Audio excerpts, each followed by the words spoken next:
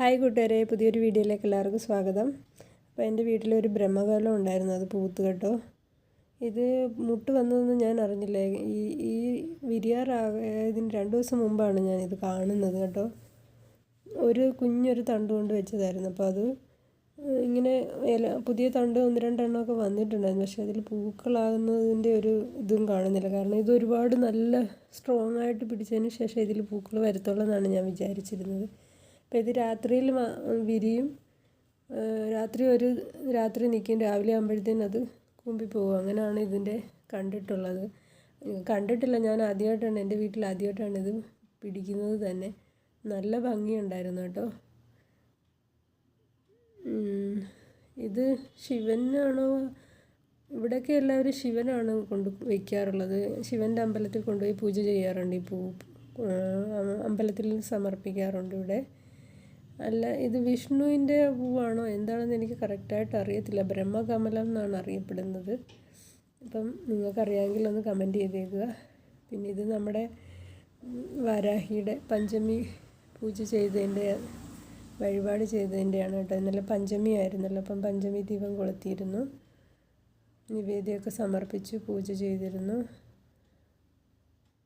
പിന്നെ ഇന്ന് രാവിലെ എടുത്ത വീഡിയോ ആണ് ഇത് കേട്ടോ.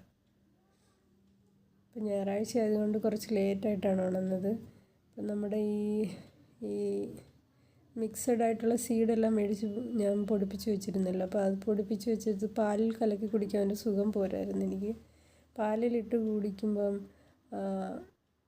ഇത് നല്ലപോലെ കുതിർന്ന് കിട്ടിയാലും അതിനൊരു ടേസ്റ്റ് ഒന്നും തോന്നുന്നില്ലായിരുന്നു. അപ്പം ഞാൻ വിചാരിച്ചു ഇത് ദോശയിൽ ചേർത്ത് ചുട്ട് നോക്കിയാലോ എങ്ങനെ ഉണ്ടാകുമെന്ന് വിചാരിച്ചു. അപ്പം ഗോതമ്പ് പൊടി എടുത്താണ് ഞാൻ ദോശ ചുടുന്നത്.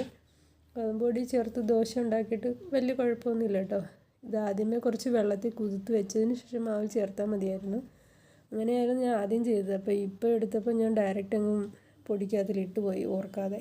അപ്പോൾ എന്നിട്ട് ഞാൻ കുറച്ച് സമയം വെച്ചിരുന്നു. അതിന് ശേഷമാണ് ദോശ ചുട്ടെടുത്തത്. നല്ല കനം കുറച്ച് പരത്തിയെടുത്തിട്ട് നല്ല ചൂട് ദോശ നമ്മുടെ ചട്നിയും കൂട്ടി ചേർത്ത് കഴിച്ചാൽ നല്ല ടേസ്റ്റാണ് കേട്ടോ. വെറും ഗോതമ്പ് പൊടി മാത്രം ഉണ്ടാക്കി ദോശ കഴിക്കുന്നതിൽ നല്ല ഹെൽത്തി ആയിട്ടുള്ളൊരു ബ്രേക്ക്ഫാസ്റ്റ് ആവും. അപ്പോൾ എല്ലാവർക്കും ഇതൊന്ന് ട്രൈ ചെയ്ത് നോക്കാം. പിന്നെ അതിന് ശേഷം സൺഡേ ആയത് കാരണം ഭയങ്കര മടിയായിരുന്നു ജോലിയൊക്കെ ചെയ്യാൻ. അപ്പം കുറച്ച് പുറത്തുനിന്ന് ഫുഡ് ഓർഡർ ചെയ്ത് കഴിച്ചു. ബർഗറാണ് വാങ്ങിച്ചത്.